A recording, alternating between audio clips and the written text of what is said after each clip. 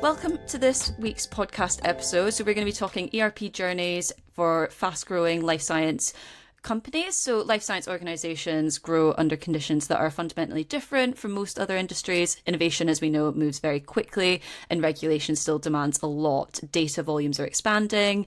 Integrity must be preserved is the other thing of that. So increasingly AI promises acceleration while raising expectations for governance and transparency. So I'm very excited to be having this chat with both of you today. I'm going to pass to Massimo first to introduce yourself, then go into Juanita, please. Hey Megan, thank you very much. Massimo Crudeli, I'm the Director of Client Solution at STAEDEAN. I'm Italian, as you can tell probably from my accent. I've been in this industry for 24 years, always working with life sciences organizations, helping them from small to large through their kind of a digital journey. Amazing. And Juanita? Hi, Megan. Nice to meet you. My name's Juanita Schoen, based in San Diego, California, and I work for Columbus, US, and we are a Microsoft Dynamics partner. I've worked for Columbus for 11 years now, and I've implemented D365 for a number of life science customers, and prior to that, I worked in pharmaceutical companies in an IT position for about 15 years before that. Amazing. I imagine you're getting a lot nicer weather than we are in London just now. It's currently thunderstorming, so that's really good. I'm sure you've got nicer weather there at least. I can't complain. Sunny California, you can't go wrong. Lovely. Can't go wrong with sunny California. From rainy England, we'll say. Next, we're gonna, now that you've both introduced yourself, thank you so much for taking the time to chat with me. We're gonna look firstly at growth challenges in life sciences. So my first question is kind of what typically breaks first when life science companies begin to scale. What's the kind of first break there? I'll start with you, Massimo, shall I? And then we can swap around. Sure. I mean, like I said, I spent 24 years in the industry and worked with companies in different sizes and different stages. Based on my experience, the first thing to break when a company kind of grows is control. At the beginning, all the company, they want flexibility, they want, light systems, maybe spreadsheets, they have a lot of manual processes. This is a strength when you are a small company. You are very agile, very, very flexible. But when the organization scales, at the point you have maybe commercial products, you add manufacturing processes, whether they're in-house or external manufacturing processes. At that point, that kind of a mechanism just introduces fragility in the system. You lose visibility, you lose traceability, you lose process control, and you have inconsistent data to make your decisions. At that point, the growth of the company just become a big risk, a regulatory risk, operational risk as well. So this is when ERP typically is introduced in the company, at least from a conversation standpoint. But it's not a technology upgrade anymore. It's really a foundation, the foundation of the growth of the company. Absolutely. Anything to add there, Juanita? Yeah, I mean, really just to add on to what Massimo's saying about control, from an enterprise IT viewpoint, governance usually lags behind growth. So systems proliferate organically, controls are applied too late, accountability becomes diffuse. And then, like Massimo said, ERP is often the instrument organizations use to restore alignment between scale, governance, and regulatory expectations. So when a company reaches that point where they're growing and they need to have those controls, they need to apply more governance, it's important to educate researchers, scientists, clinicians who were involved in early drug discovery or biotech or development of medical devices about scaling and compliance and all of the governance processes that can be in place to aid better regulatory compliance. Absolutely. I think that sets us up into kind of a nice segue into kind of the main topic that we're going to be chatting about. So your generic ERPs versus life science specific ERPs. So I guess, how should leaders think about choosing between a generic ERP and a life science specific ERP? I'm going to flip around. I'll go the opposite way this time. I'll go start with you. Decision ultimately comes down to risk management. So generic ERP platforms are designed to be adaptable across many industries, which often means they rely heavily on customizations. In a regulated environment, customization introduces complexity, both technically and from a valid computer system validation standpoint.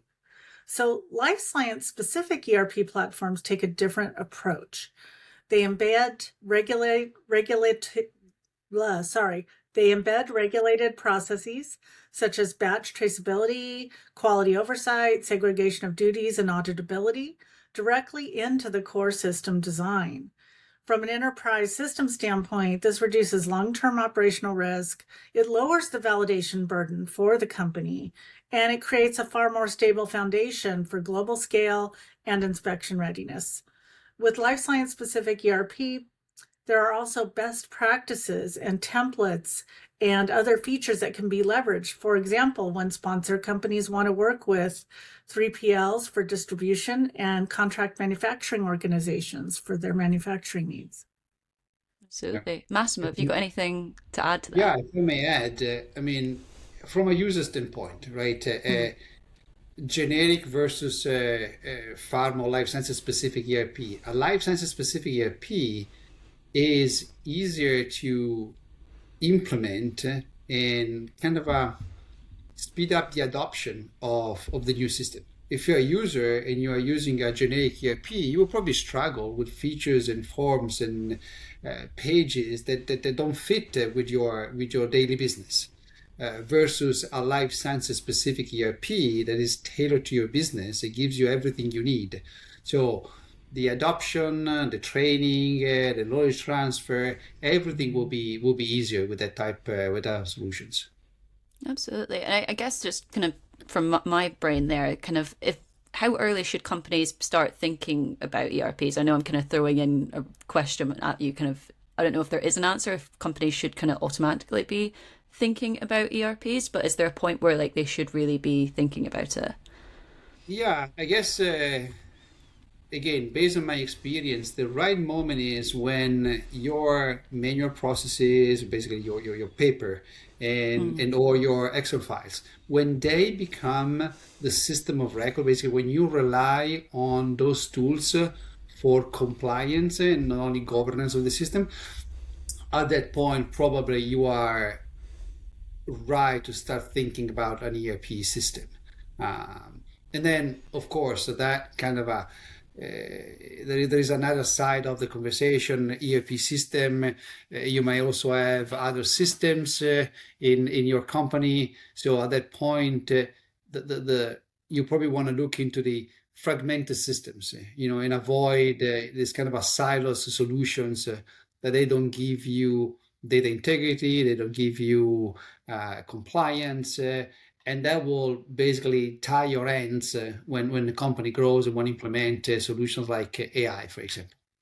Absolutely. And I mean, I think you've just led me perfectly. It's a perfect segue into kind of integrated versus fragmented landscapes. This is great. You're doing my job for me. So I guess, why is an integrated ERP landscape so critical for fast-growing life science companies? Why is this so essential? Well, I guess, again, we're back to control, right? So if you have different processes, say finance, you have supply chain, quality control, operations, and at the same time you have many fragmented, disconnected systems. At that point, number one, you don't have a single source of truth. You don't have data integrity. You have maybe duplicate data. You have redundancy, and you have maybe manual entry in the system. All of that will go against control. Okay, and then ultimately, this kind of a fragmented landscape undermines confidence in the data, confidence in the processes. So you cannot, as a leader or the company, a manager, you cannot make a conscious decision based on chaos. And can you imagine if you put AI on top of that? I mean, you basically go nowhere. So the right solution, I would say, based on my experience, is an integrated system, a system that includes all the possible tools and solutions that you would need in your business. Maybe is manufacturing or warehouse management or dispensing or whatever this is for your company. But the more you integrate the systems, the more benefit you have from a data compliance standpoint, and ultimately from a control standpoint, which means visibility, traceability, and so on and so forth. Juanita, do you see the same thing from your perspective? We hope so. I do. I mean, integration is also architectural, defining not just connectivity, but ownership, controls, and who governs the changes to those systems. Without that structure, as Massimo said, that complexity grows faster than the business can manage. Another aspect to leveraging your ERP as a single source of truth is that it paves the way, just like Massimo said, for applying controlled AI solutions and generating trusted reporting across the organization. Absolutely. Amazing. And I think it leads us nicely, kind of that touching on data, to data integrity, compliance, and everyone's favorite topic, AI. Kind of at LogiPharma, that's all anyone wants to talk about is AI. So it always scratches an itch, I think. AI is obviously rapidly entering ERP discussions, and as it did just now, how so just with both your comments there, what does this mean for data integrity and compliance? How does that kind of reshuffle things, I guess, when it comes to ERPs? I'm sure it's making kind of some big moves, but I'd like to hear from you both kind of how that's making change there. Absolutely. I mean, AI fundamentally elevates the importance of data integrity and data quality overall. So regulators have been very clear.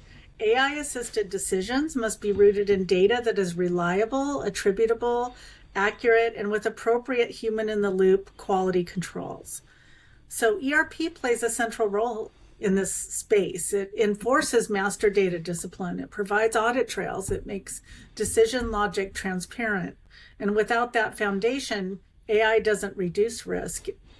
Without that foundation, it can amplify it. So in that sense, ERP becomes a prerequisite to responsible AI adoption in life sciences. Amazing. Anything there to add, Massimo? Yeah, I mean, I was in Vienna a month ago for the LogiPharma. We never got to meet up, and we didn't actually get to catch up in person. Next year. Oh, next time, yes. Next year. It was a great event, and AI was everywhere. Everybody was kind of talking AI, one way or the other. AI, to me, presents a lot of opportunities and a lot of risks. A lot of opportunities if it's built on stable processes and kind of integrated systems and data that is consistent. If not, otherwise, AI can just generate chaos. And basically, it can increase complexity rather than driving insight and helping managers making decisions. That was my session in Vienna. I spoke specifically about data integration and data consistency in the era of AI. Microsoft is doing a lot of work, and Microsoft was with me on the stage. They are doing a lot of work on AI, but at the end of the day, we really need to look into the foundation, the data foundation that sits below the AI agent. So fragmented systems and inconsistent data, they don't go very well together with AI agent. Absolutely. Juanita, you mentioned earlier about kind of this idea of responsible AI adoption. I just thought I'd kind of ask, what does that look like to both of you? Have you got kind of how you would see what that actually looks like in practice, I guess, if that's okay to ask? Well, I'm going to bring it back to that governance topic. Mm-hmm. So, AI governance is very important.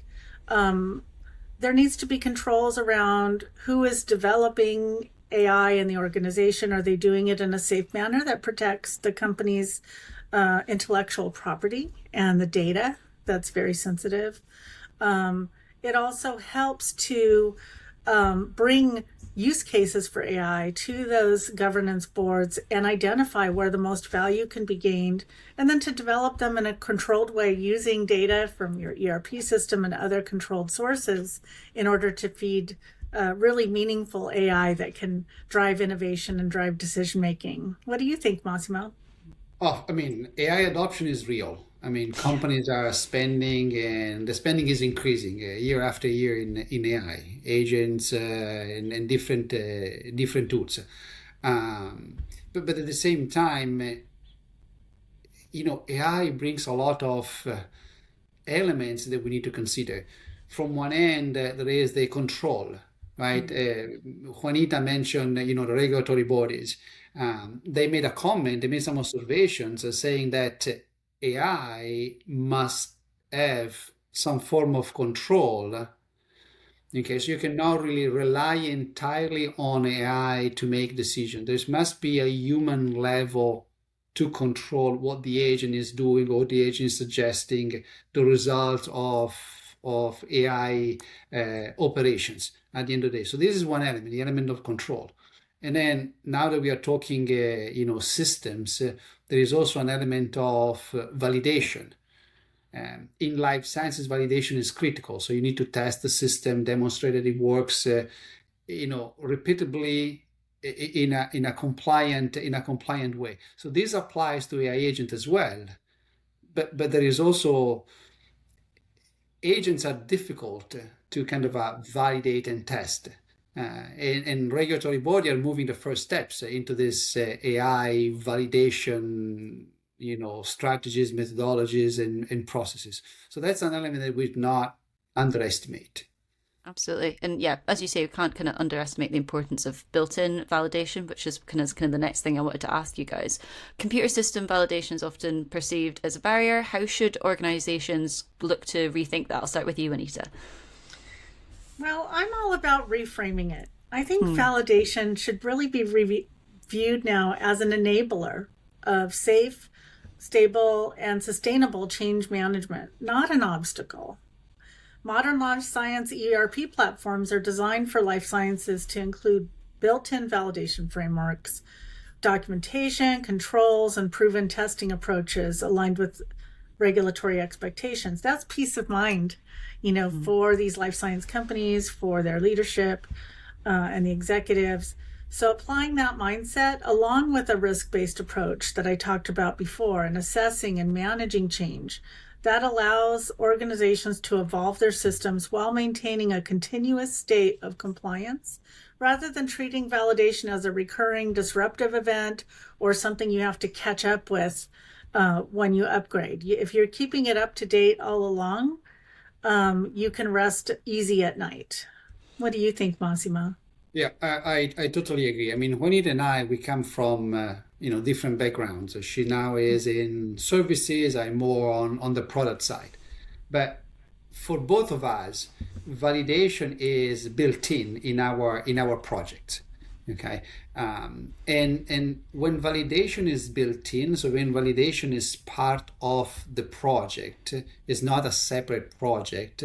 So that kind of shorten all the timeline, whatever is an implementation or a migration, and also kind of builds confidence in the team, confidence that you know what you're talking about, that the system has been designed for that you have tool that you can leverage for validation. So at that point, everybody, I mean, from a customer standpoint, will embrace the new solution more nicely, if you will, because they can see, they can feel that the compliance is inherent in the system. It's not imposed, not something that comes after the fact with perhaps a lot of rework because it wasn't considered from the beginning. Absolutely. And I think you raised kind of a great point that kind of getting you both from different kind of backgrounds, different kind of areas. The area just kind of means that the conversation we get to have has more depth and kind of we can draw out more insights. So it's always, I think it it's how you learn and how you develop, isn't it? Kind of drawing on different people and different experiences.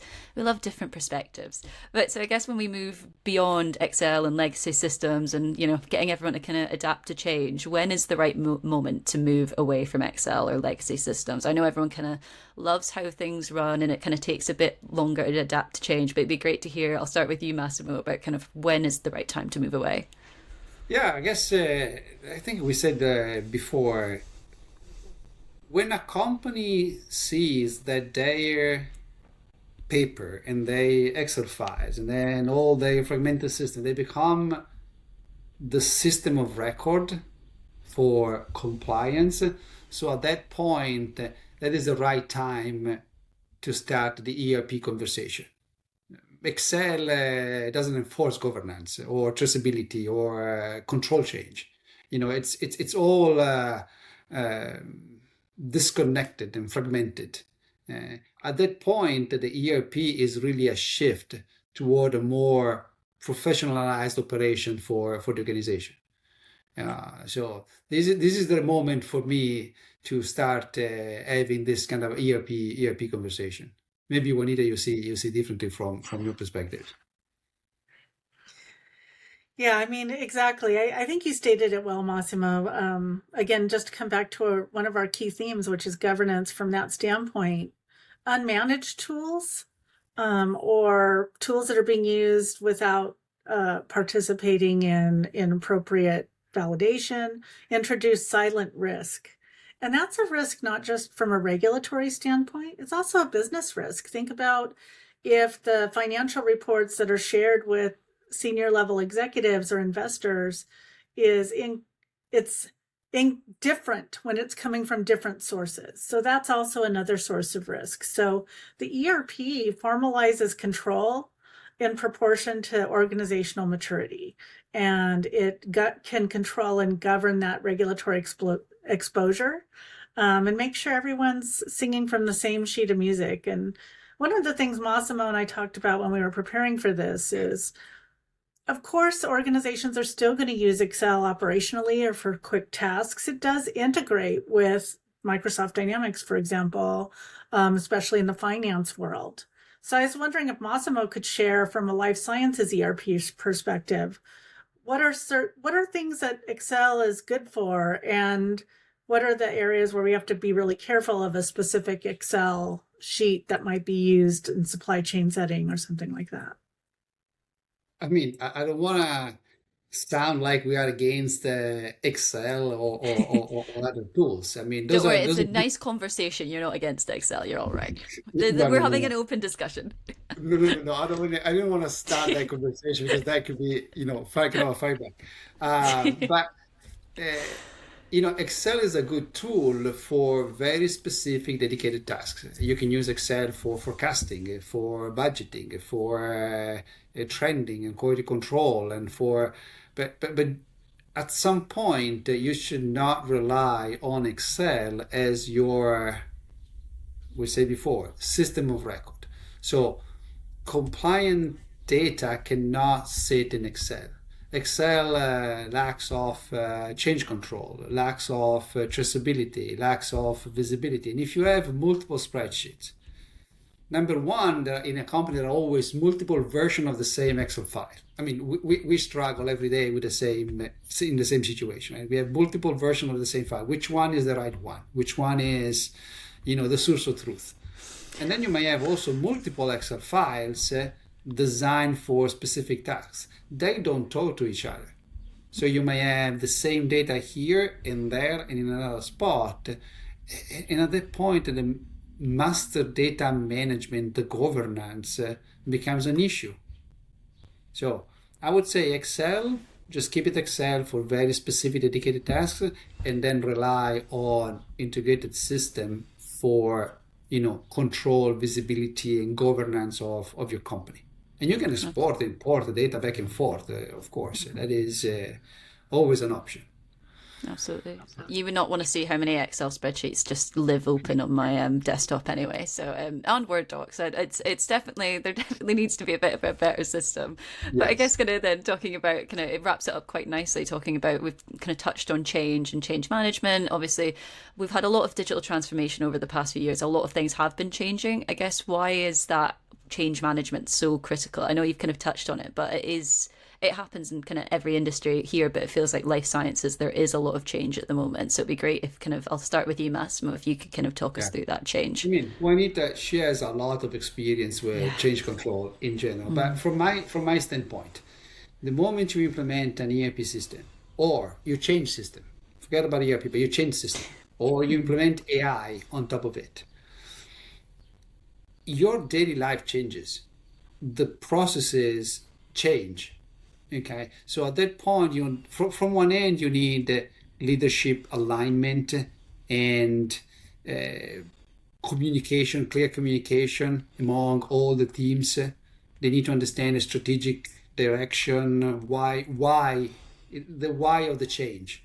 Okay, but at some point, but at the same time, there are some power shifts within, that come with these changes. Even AI. So AI is automating some of the processes, which means that somebody is not doing that job anymore. Okay, or somebody else is doing that job. So that kind of a dynamics within the company that must be addressed properly. Otherwise, there will be friction, and that will affect the growth of the company. They will affect the happiness of the workplace. And overall, if you don't implement the ERP system or the AI, that will affect growth in a different way, affect compliance and stability, and so on and so forth. So this is what I see. The change management element is very critical in all these kind of projects. Absolutely. Juanita, anything to add there, kind of from your experience? I mean, just to draw out a little bit more, that fear factor people have, it's natural, to say, what does this new system mean to me? What is this new AI solution? Am I going to lose my job? Everything I did every day is different now. And it can be very fear-provoking. And I think good organizational change management can help create resilience in your organization by explaining what's in it for me. What can my new role be? Checking that the AI decisions are correct, being that human in the loop quality control, or perhaps relieving my time spent on mundane tasks, and now I can focus on more senior level tasks and have more room for promotion. So by creating that resilience, it reduces the reliance on that individual knowledge. That one person that knows how everything works that you have to go to. What if they go on vacation? What happens then? And it embeds consistency across the organization through the use of these tools and implementing them properly and thinking about organizational change. So when your governance and your roadmap recognizes the need for clearly communicating, aligning, executing, and training your end users, that's the key to successful business transformation. Amazing. And do you find that people at kind of Columbus and at STAEDEAN are all very open to change? And I guess that's just kind of the perspective that I get from you guys and from talking to people in the industry, that you're all very open to that change. I mean, definitely. I think just speaking for Columbus, as an organization globally, we are giving all of our employees opportunities to take training, to learn, to apply safe AI within the Microsoft Dynamics environment for our customers and introduce them to Dynamics 365 Copilot features. We have an annual Dragon's Den competition globally where we share use cases of actual customer success stories where, again, the focus on AI is not replacing people or getting rid of people. It's about really taking the best technology has to offer, making sure you have good quality data behind it, you have all the proper governance and controls, and then delivering a solution that brings innovation to your customers and gives them a competitive edge, perhaps. What do you think, Massimo? I mean, I think everybody is really open to, change. The difference is the level of comfort. Some people will embrace the change openly, will take this leap of faith, and some other people, they need more element to make the decision. And that's why I think the communication is critical, whether it is within our organization or us to a customer or within the customer organization. Communication is key. They need to understand the benefit, but also they need to understand the risks. It's talking about risk is important. We should not avoid and pretend that there are no risks. It's the same thing I usually tell my kids. There is a risk. You need to know the risk. You need to address the risk. You need to prepare for the risk, and then everything will be fine. I think for ERP adoption, AI adoption, any kind of a change, that's very important. Absolutely. And I guess just before we wrap up, and I think that kind of hits the nail on the head there, it'd be great just to kind of hear a bit about kind of you two behind kind of the career. I guess what I'm going to ask and what I like to ask at the end of a podcast episode is there a piece of career advice that sticks out to either of you, or kind of something that's helped kind of get you to where you are? I think it's always quite a nice way to kind of send people on their way with a nice piece of kind of advice, whether it be from early in the career, something that you've just picked up over time, or just, I guess, any kind of general advice for anyone kind of going about their day to day. I don't know if anyone wants to. Massimo, do you want to jump in, or Juanita? I mean, for me, is truly embrace the change and embrace the challenge. That's what I did in my entire life. Different jobs, different roles, different countries. I moved from Italy to the United States, different sports. So for me, it's important. And I think it's whether you are new into the kind of a job market, or you're a seasoned professional. I think embracing the change is always there are always benefits after that. Absolutely. Risks, yes, fears, but always benefits at the end. Absolutely. I think that fits perfectly. Juanita, any kind of bits of advice you'd like to kind of drop on the podcast? Well, I think definitely the only thing that doesn't change is that we're always changing. Yeah. So I like what Massimo said there. From my standpoint, I think remembering that it's really not an ERP project. It's a business transformation project. And remembering it's about people, and it's about your customers, their customers. It's about everyone working together as a team. So I think from my standpoint in my career, not losing sight of the people aspects of our business, even though we are in technology, and understanding that everyone has something to offer, and AI now gives people the tools to tap into those creative ideas. So don't be afraid to reach out to the members of your team who might be quieter. So I'm really about creating a team environment and solving problems together, and creating opportunities for new innovation and success.